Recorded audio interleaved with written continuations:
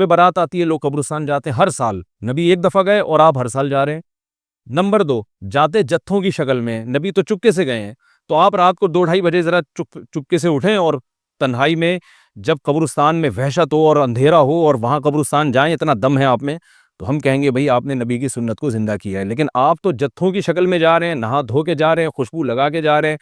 تیار ہو کے جا رہے ہیں، اور جو کچھ وہاں خرافات ہو رہی ہیں قبرستان میں وہ تو ساری دنیا کو معلوم ہے۔ میلے ٹھیلے لگے ہوئے ہیں وہاں پہ، گولے گنڈے بک رہے ہیں، برگر بک رہے ہیں،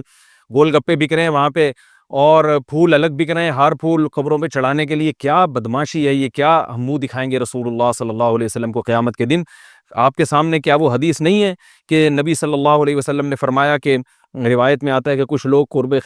میدان حشر میں آئیں گے تو ان کے چہرے ایسے ہوں گے جیسے میری امت کے چہرے ہوتے ہیں، میری امت کی شکل ہوتی ہے۔ حدیث کا مفہوم میں بیان کر رہا ہوں۔ تو جب وہ حوض کوثر کا پانی پینے کے لیے میرے پاس آئیں گے تو فرشتے ان کو بھگائیں گے، سحقن سحقن۔ تو آپ صلی اللہ علیہ وسلم پوچھیں گے یہ تو میری امت ہے، آپ تو فرشتے کیا کہیں گے کہ یہ آپ کی وہ امت ہے جنہوں نے آپ کے دنیا سے جانے کے بعد دین میں ایسی چیزیں ایجاد کر لی تھی جن کا آپ نے حکم نہیں دیا۔ تو آپ کیا فرمائیں گے؟ سحقن سحقن، دور کرو ان سے۔ تو ایسا نہ ہو کہ ہم قیامت کے دن رسول اللہ صلی اللہ علیہ وسلم کی شفاعت سے محروم ہو جائیں۔ تو اللہ کا واسطہ قبرستان مت جائیں اس رات، گھر میں بیٹھیں آرام سے، یہیں بیٹھ کے میت کے لیے مغفرت کی دعا کریں۔ اور اگر آپ سمجھتے نہیں یہ حدیث بالکل صحیح ہے اور جانا لازمی ہے تو پھر تنہائی میں جائیں، ایسے قبرستان کا انتخاب کریں جہاں آپ کے علاوہ کوئی بھی نہ ہو، اور پھر چپکے سے جائیں اور پتلی گلی سے واپس آ جائیں آپ۔ اگرچہ ہم تو اس کو بھی نہیں مانتے، لیکن اگر کرنا ہے تو پھر اس طریقے سے عمل کریں اگر آپ حدیث کو فالو کرنا چاہتے ہیں آپ اپنے خیال کے مطابق۔ تو یہ 2 باتیں ہو گئیں۔ ایک تیسری چیز کیا ہے؟ کیا قرآن اس رات میں نازل ہوا ہے اور تقدیر کے فیصلے اس رات میں ہوتے ہیں؟ دیکھیے قرآن میں 2 جگہ اللہ نے اس مضمون کو بہت وضاحت سے بیان کیا۔ ایک سورہ دخان میں انا انزلناہ فی لیلۃ مبارکہ، کہ ہم نے اس کو مبارک رات میں نازل کیا، اور اللہ نے فرمایا فیہا یفرق کل امر حکیم، اس میں حکمت والے فیصلے ہوتے ہیں اس رات میں۔ دوسری جگہ 30ویں پارے میں سورہ قدر میں اللہ نے فرمایا انا انزلناہ فی لیلۃ القدر، ہم نے اس قرآن کو لیلۃ القدر میں نازل کیا، اور اس میں بھی اللہ نے فرمایا تنزل الملائکۃ فیہا، کہ فرشتے اس رات میں اترتے ہیں باذن ربہم من کل امر، تمام قسم کے معاملات لے کے۔ تو یہاں بھی اللہ بتا رہے ہیں کہ جو 1 سال کے فیصلے جس رات میں ہوتے ہیں اور فرشتوں کے حوالے کیے جاتے ہیں، وہ رات اور قرآن کے نازل ہونے والی رات ایک ہی ہے، یہ الگ الگ راتیں نہیں ہیں۔ اور سورہ قدر میں اللہ نے فرما دیا واضح لفظوں میں کہ وہ لیلۃ القدر کی رات ہے۔ تو اتنی وضاحت کے بعد پھر یہ کہنا کہ اس رات میں قرآن نازل ہوا تھا جبکہ اس کے بارے میں کوئی صحیح حدیث موجود بھی نہیں ہے، ضعیف یا موضوع روایتیں ہیں، تو یہ بالکل قرآن پر میں سمجھتا ہوں کہ یہ ٹھیک نہیں ہے، بالکل دلیل کے لحاظ سے یہ کمزور بات ہے۔ اگرچہ بعض علماء اس طرف گئے ہیں اور انہوں نے تعویل کی ہے، انہوں نے یہ تعویل کی ہے کہ قرآن جو ہے آسمان دنیا پہ آیا لیلۃ القدر میں، اور وہاں سے جو نیچے نزول شروع ہوا ہے وہ شب برات میں ہوا ہے، لیکن یہ تعویل عقل سے بعید ہے اور اس تعویل کی ہمیں ضرورت بھی نہیں ہے۔ 2 صحیح حدیثیں ٹکرا رہی ہوں یا قرآن کی آیت کسی ایسی متواتر حدیث سے ٹکرا رہی ہو، تو پھر تو وہاں ہمیں تطبیق دینے کی ضرورت پیش آتی ہے۔ جب قرآن کے مقابلے میں کوئی حدیث ہی نہیں ہے،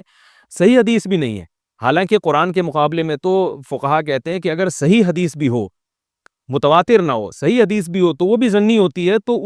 اس حدیث کو رد کیا جائے گا، قرآن میں تعویل نہیں کی جائے گی۔ لیکن یہاں تو صحیح حدیث بھی نہیں ہے، یہاں تو ایک ضعیف روایت ہے اور ضعیف اقوال ہے، آپ اس کو کیسے قرآن کے مقابلے میں لا سکتے ہیں؟ تو جو بالکل بے غبار بات ہے وہ یہی ہے کہ اللہ تعالیٰ نے قرآن مجید کو لیلۃ القدر میں نازل کیا، جو رمضان کے آخری عشرے میں ہوتی ہے، اور اسی لیلۃ القدر میں فیصلے بھی ہوتے ہیں۔ اور بعض لوگ کہتے ہیں اس میں حرج کیا ہے کہ ہم 15 شعبان کو بھی فرض کر لیں، اس میں قرآن نازل ہوا اور لیلۃ القدر میں بھی، بھائی اس سے لیلۃ القدر کی ویلیو کم ہوتی ہے۔ اللہ تو لیلۃ القدر کی ویلیو بڑھا رہے ہیں کہ یہ ایسی رات ہے جس میں 1 سال کے فیصلے بھی کر دیے جاتے ہیں اور اس میں قرآن مجید کا نزول بھی شروع ہوا۔ تو جس رات کو اللہ نے جو پروٹوکول دیا ہے وہی پروٹوکول اس کو دینا چاہیے، آپ اس کو کسی اور رات کو نہ دیں وہ پروٹوکول۔ تو یہ تیسرا مسئلہ ہوا۔ پہلا مسئلہ حلوے مانڈے کا اور نہانے دھونے کا، وہ بھی غلط ہے۔ دوسرا مسئلہ قبرستان جانے کا، وہ بھی ٹھیک نہیں ہے۔ تیسرا مسئلہ کہ اس رات میں قرآن نازل ہوا اور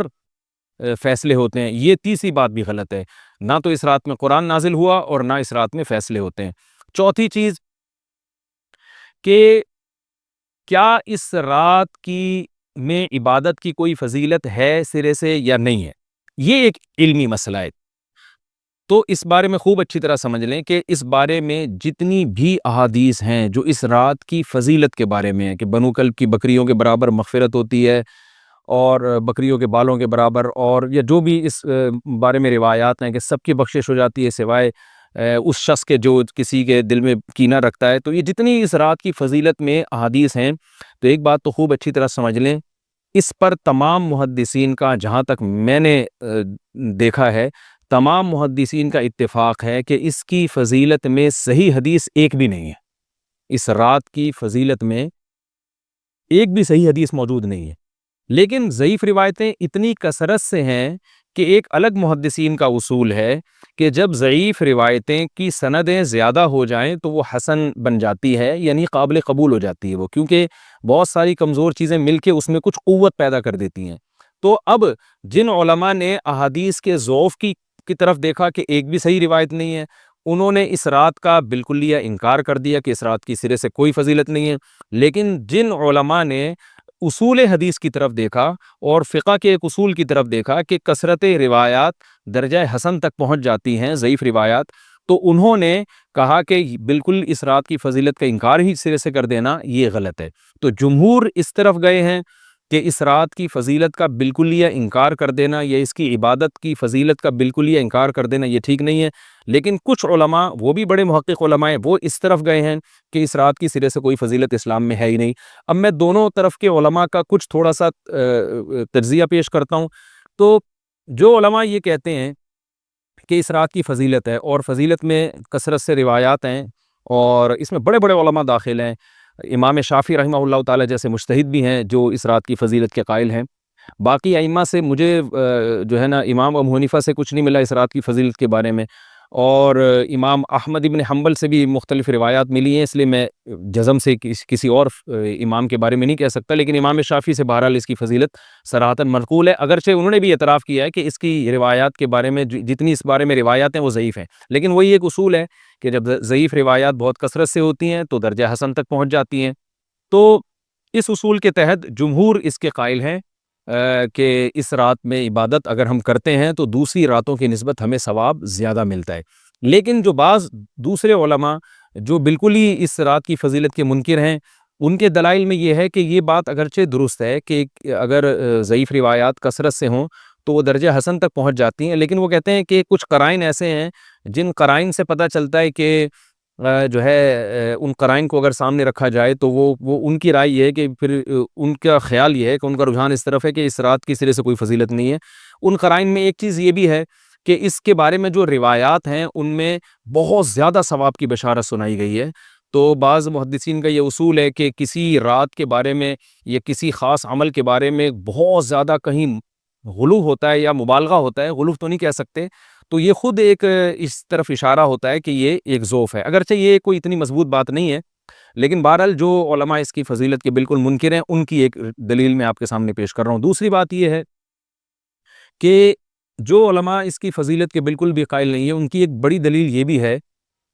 جن میں ہمارے شیخ حضرت مفتی رشید احمد صاحب رحمہ اللہ تعالیٰ بھی تھے، اگرچہ انہوں نے اس بارے میں کوئی صراحتاً فتویٰ نہیں دیا، لیکن وہ یہ اشکال ظاہر کیا کرتے تھے کہ شریعت میں جب بھی کسی وقت کی یا کسی خاص رات کی کوئی فضیلت آتی ہے تو اللہ تعالیٰ اس کو جو ہے وہ اس کا صحیح ٹائم نہیں بتاتے بلکہ اس میں اختلاف ڈال دیتے ہیں۔ اس کی مثال ایسے جیسے جمعے کے دن حدیث میں آتا ہے کہ ایک وقت جمعے میں ایسا آتا ہے جس میں دعا لازمی قبول ہوتی ہے، اب ظاہر ہے وہ بڑا فضیلت کا وقت ہے، تو وہ وقت ہمیں متعین طور پہ بتایا نہیں گیا ہے، اس لیے علماء کا اس میں اختلاف ہوا، بعض نے کہا عصر کے بعد، بعض نے کہا کہ دو خطبوں کے درمیان۔ لیلۃ القدر کو دیکھ لیں، لیلۃ القدر کی فضیلت میں قرآن بھی ہے، بہت ساری احادیث ہیں، لیکن لیلۃ القدر کی رات ہے کون سی یہ اللہ نے اس میں ابہام ڈال دیا۔ طاق راتوں میں 21 بھی ہو سکتی ہے، 23 بھی ہو سکتی ہے، بعض بلکہ حدیث سے 22ویں رات کا بھی ہونا ثابت ہے، زیادہ امکان 27ویں رات کا ہوتا ہے، تو وہ متعین نہیں ہے۔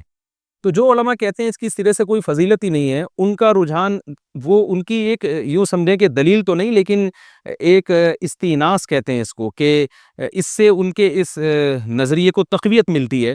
کہ اگر یہ اس کی اتنی زیادہ فضیلت ہے تو اس کی تعیین میں اختلاف بالکل بھی نہیں ہے، تو یہ وہ کہتے ہیں کہ یہ مزاج شریعت کے خلاف ہے۔ اور تعیین میں اختلاف ہوتا کیوں ہے؟ علماء نے بیان کیا اگر لیلۃ القدر کو متعین طور پہ بیان کر دیا جاتا نا کہ یہی لیلۃ القدر ہے تو بہت ساری اس میں جو ہے نا حکمتیں فوت ہو جاتی، جن میں ایک یہ بھی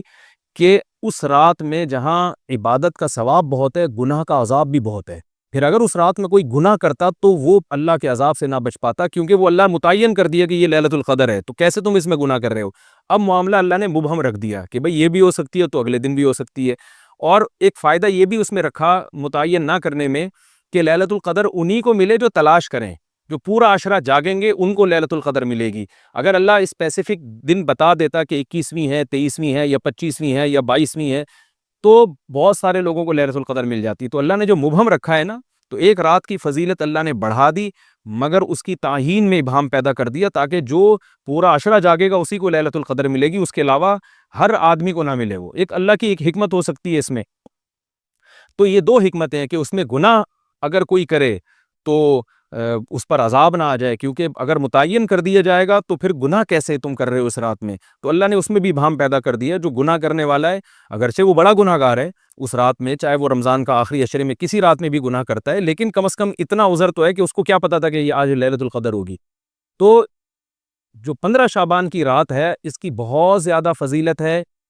تو پھر یہ رات کو متعین کیوں کر دیا گیا؟ یہ ان علماء کی دلیل میں بیان کر رہا ہوں جو اس کی فضیلت کے بالکل بھی قائل نہیں ہے، لیکن بہرحال حقیقت یہ ہے